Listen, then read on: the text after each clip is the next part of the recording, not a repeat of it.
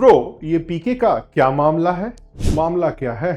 पीके गए supreme court में PIL डाले और उन्होंने दावा किया कि बिहार का इलेक्शन फ्रीबीज के चलते जीता गया है। उनका ये कहना है कि 10,000 रुपये महिलाओं के खाते में डाल के सुशासन बाबू ने रिश्वत दी है और उसी का परिणाम है बिहार में चुनाव उनकी जीत। कुल मिलाकर के पीके ने सुप्रीम कोर्ट में जनहित याचिका डाल करके यह दावा किया कि बिहार का चुनाव फर्जी है और ये घूस दे करके जीता गया है। Nice bro. पीके के इस दावे पर फिर जज साहब ने क्या बोला? जज साहब ने सीधे कमेंट करके बोला कि भैया पीके, आप ये चर्चा में रहने का हथकंडा क्यों अपना रहे हैं? आपको कितने % वोट मिले? आप तो चुनाव हार चुके हैं, आपको जनता ने नकार दिया, फिर ये पीआईएल डाल के जानबूझ के विवाद क्यों पैदा कर रहे हैं? आपकी तो पकौड़ी बन चुकी है। ये बात जज साहब ने नहीं कही, लेकिन जनता आज कह रही है। कुल मिलाकर के निष्कर्ष यही है कि पीके अभी जो गुमनामी के अंधेरे में जी रहे थे, एकाएक लाइमलाइट में आने के लिए सीधे पहुंच गए सुप्रीम कोर्ट और वहां पीआईएल डाल दिया। जज साहब ने फटकार लगा दिया, 3-4 बातें कही और आदेश दिया कि आप पटना जाइए। ब्रो, ये पीके ने ऐसा क्यों किया? कुछ कह नहीं सकते कि पीके ने ऐसा क्यों किया। हताश है, निराश है, उनको समझ में नहीं आ रहा है कि राजनीति में अपना वजूद कैसे बचाएं या फिर राजनीति में अपनी नई भूमिका कैसे तलाशें। इसीलिए उन्होंने पीआईएल डाला और सोचा कि इसी बहाने चलो कुछ चर्चा बटोर ली जाए। बट ब्रो, ये तो मानते हो ना, पीके ने माहौल को बना दिया। बिहार के इलेक्शन में एक नया मुहावरा गढ़ने में और माहौल को उलट पुलट करने में पीके सक्सेस तो रहा ही। देखो, राजनीति में हमेशा कुछ न कुछ नया होते रहता है और बिहार में तो हमेशा से होते रहा है।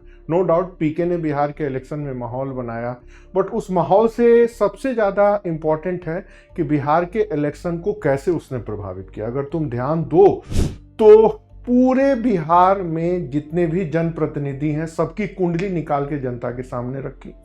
जितने टाइम पर बिहार के इलेक्शन का कैंपेन हुआ, उतने टाइम में सिर्फ पीके की चर्चा होती रही। मैक्सिमम टाइम कहां से कौन से कैंडिडेट के अच्छाइयां क्या है वो तो समझ में नहीं आया, लेकिन कमियां क्या है वो सब सारी चीजें उभर के सामने है। इनफैक्ट नीतीश बाबू की पार्टी हो या बीजेपी की पार्टी हो, सब लोगों ने अपने ही दल के कैंडिडेट को ठिकाने लगाने के लिए भी पीके के कंधे का प्रयोग किया। पीके को इतनी फंडिंग कहां से हुई, पीके को कैसे इतना मीडिया में हाईलाइट मिला, अब ये पता भी नहीं लग पाएगा। लेकिन मूल बात है कि बिहार के इलेक्शन में पीके की भूमिका एक वोट कटवा की थी, उसे ऊपर से आरोपित किया गया था और सभी राजनीतिक दल उसका अपना फायदा ले रहे थे। कुल मिला के अगर देखें तो साफ दिख रहा था कि सेंट्रल का एक डमी कैंडिडेट के रूप में पीके को स्थापित किया गया। पीके ने जनता की नब्ज टटोली, जनता में माहौल बनाया, जनता में उम्मीद जगाया, जनता को एक नई उम्मीद दी जो हर एक चतुर राजनीतिक नेता करता है। इसके साथ साथ जब उनकी कुंडली खुलने लगी,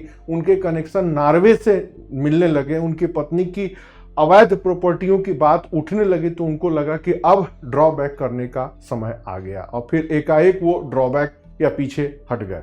अब उनके पीछे हटने से एक राजनीतिक भूचाल आ गया। पीछे क्यों हटे, किसके इशारे पर हटे, किसके कहने पर हटे, अब इसके ऊपर तमाम तरह के कयास लगाए जा रहे हैं। बहुत से लोगों ने बहुत से दावे किए, अब उनके ऊपर चर्चा करने का कोई मतलब नहीं है।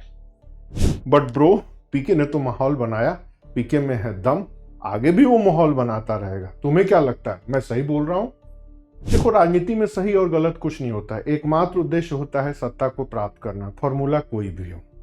पीके एक अच्छे प्रबंधकर्ता थे, चुनाव जितवाने में माहिर माने जाते थे, लेकिन जब खुद चुनाव लड़ने आए और चुनाव के वास्तविकता से उनका पाला पड़ा तो उनके पसीने छूट गए, वो एकदम फेल हो चुके हैं। बट पीके ने जो एक बिहार को उम्मीद जगाई, जो माहौल बनाया, उसमें बहुत सी बातें हैं, कभी उनसे लॉजिकल बात नहीं हो पाई। पीके के पास इस बात का कोई जवाब नहीं था कि बिहार में सिर्फ 9 महीने होते हैं, बिहार बाढ़ के आगोश में डूबा है। पीके ब्रो, बाढ़ से कैसे लड़ोगे? या फिर लास्ट 75 ईयर में बिहार पे बाढ़ पे क्यों नियंत्रण नहीं हो पाया? बिहार में उद्योग क्यों नहीं लग पा रहे हैं? उद्योग भी लग रहे हैं तो 3 तरह के उद्योग ही क्यों लग रहे हैं? या फिर बिहार के विकास में माइग्रेशन एक सबसे बड़ा बाधा है। क्या प्लान है माइग्रेशन के लिए?